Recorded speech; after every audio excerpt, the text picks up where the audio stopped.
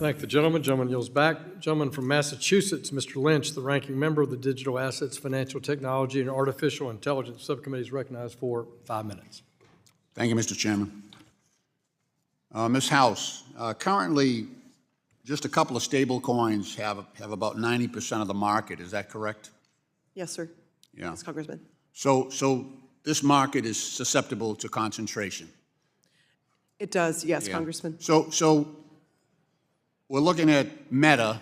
Meta's got 3.9 billion subscribers across all its platforms, Instagram and WhatsApp, as well as Facebook. And Apple probably has 1 billion paid monthly subscribers. What would be the impact if both those firms came in and just established stable coins? What would happen to the competitiveness of the market here in stable coins?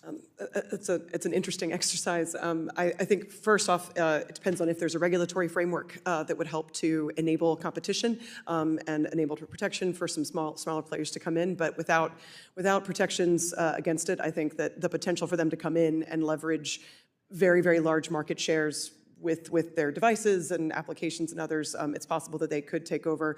Of course, without protections, there's still very major players, especially foreign operating ones, that have currently been operating without much transparency or consumer protection also that they'll be coming up against.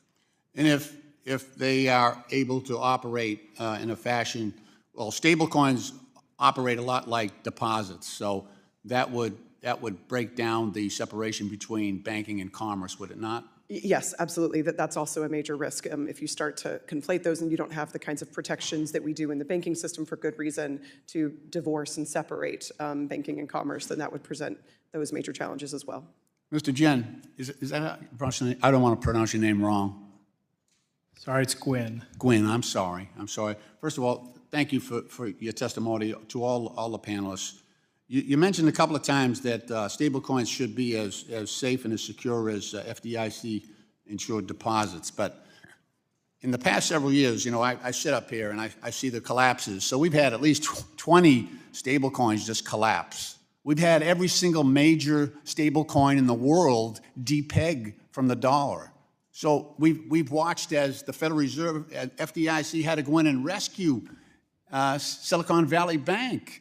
I mean, did that not happen? It certainly did, and I think okay. the reason... I just, because this is the first time any of you have said that happened.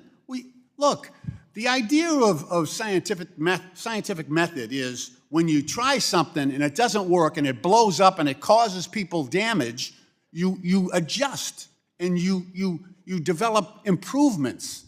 But we keep doing the same thing over and over with stable coins. They keep blowing up. And now we want to, my time, now we want to just expand that. We just don't, and it just seems like it's inviting a disaster. I guarantee you, I read the Genius Act, over in the Senate.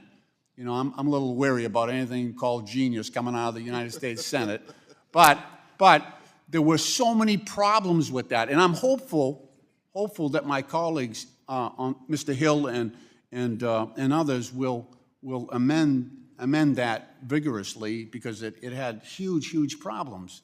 But the other piece of this is stable coins, especially if they offer interest. Do you support stable coins that offer interest, that are actual deposits? Are you asking me that question? Yeah. I think if they yes or no, it's pretty clear. No, I think it's interest-bearing yes. stable coins. I think it's yes if they have appropriate calibrated capital. That's what I was fearful of. So instead of traditional bank, here's the difference. Stable coins, it's going to take deposits, and it's going to use those deposits as reserves, right? That's how this thing is going to work. A normal bank, and it's going to have to hold those for protection. A normal bank, traditional bank, would take those deposits and lend them out to small businesses, mortgages, and that type of activity. I'm afraid it's going to siphon off a lot of the credit market, and we'll be using those deposits to back the stablecoins to prevent disaster instead of putting that money to work. Ms. House, is that a legitimate concern? I think the concerns are founded and why bipartisan legislation on a good regulatory framework is critical. Thank you. I yield back. Thank you.